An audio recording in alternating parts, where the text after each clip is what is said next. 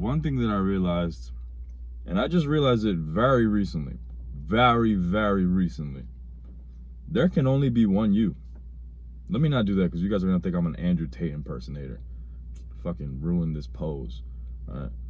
There can only be, I got to fold my hands. There can only be one you. Only one you. There's only one me. There's only one Bob, one Joe. There's obviously multiple people named Bob. But if you're watching this and your name is, I don't know, Alexander, there can only be one version of you. There can only be one you. No one else can be you. And I'm going to do my best to not sound extremely arrogant, but there can only be one me. There can only be one Andres. That, like, no one else is me. All right? No one else is me. And I don't know why for the longest time, I kind of struggled realizing this. Or it just never came to light. I haven't always been someone who's super confident. All right? It hasn't always been the case. There have been times where I've looked at other people, you know, achieve more success, seem to have more friends, be praised more, just seem more popular. And I used to think to myself, like when I was in high school, it'd be cool to be him. I never outright said like, oh, I wish I wasn't me and I wish I was him, but I would think like, damn, I wonder what it's like to be him. And that's not to say that no one else lives a good life by myself. No, that's obviously not the case. All right, many of us are blessed in ways that we probably might not even realize because we're too busy comparing ourselves to other people.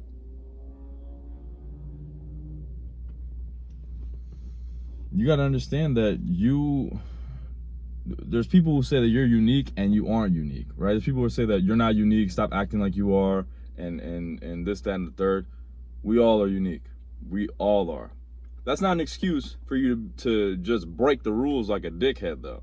All right, because I feel sometimes people use that excuse like, oh, I'm unique in this aspect, and then you just don't get out there and do anything. Because, oh, I'm unique. I'm gonna do it my way. You unemployed, you ain't got no money coming in. Like, don't be that fucking idiot. But there can only be one version of you. Stop trying to be like anybody else. You can absolutely take inspiration.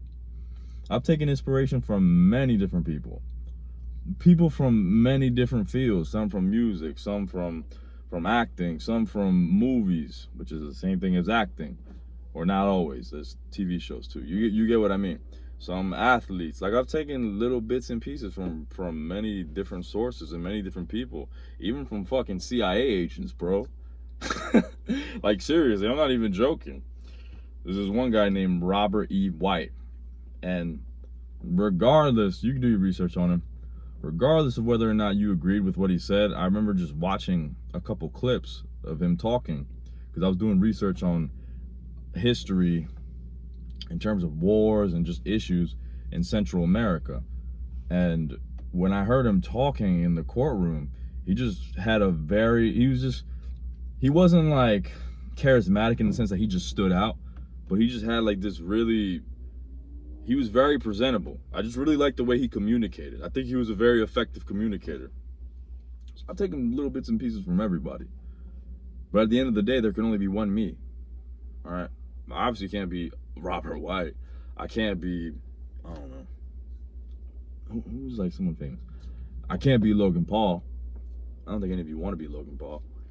I can't be LeBron James. I can't really think of many people. Like, I can't be any of these guys. I can only be me. And even if I try being like one of them, even if I try being like somebody else, it will never come across as authentic because it isn't.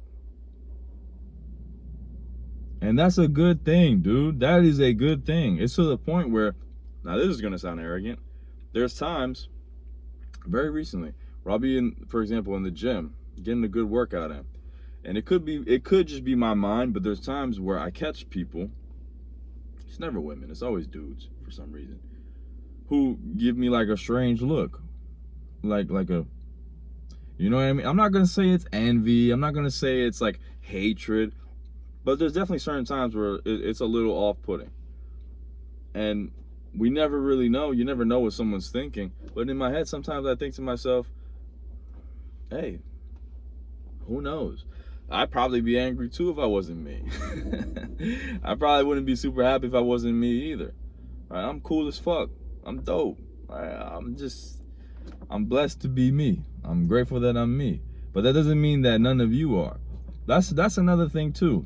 I don't know where this idea comes from, but there tends to be this thing where if someone else praises themselves and like says that they're great and that they love being them, all of a sudden other people start like taking it as, oh, you're arrogant, oh, you're cocky. Number one, why would that be a bad thing? And number two, it's not even so much that I'm arrogant or that I'm a dickhead and that I think that I'm superior above everyone else and that no one else deserves to live but me. Absolutely not. Absolutely not. The problem is the way you're viewing it. It's almost like it's a foreign concept to you. Like, wow, how dare this man be confident? How dare this man love himself? How dare he want to be himself and no one else? You got to evaluate that. You got to figure out why you even think that to begin with. It could be a multitude of things. It could be you grew up around terrible people, whether it was friends, family, very close family, whatever the case may be. I don't know you personally, but you got to figure that out and understand that it's just not true. All right? I'm going to give you guys an example. If your parents weren't the most... This doesn't look good, all right? I still gotta hit the gym more, man. My arm's looking kind of just soft. That's fine. If your parents weren't the most supportive people in the world, you gotta understand that out of 7 billion people, there's only 2 of them. And unfortunately for some of you, there was only 1.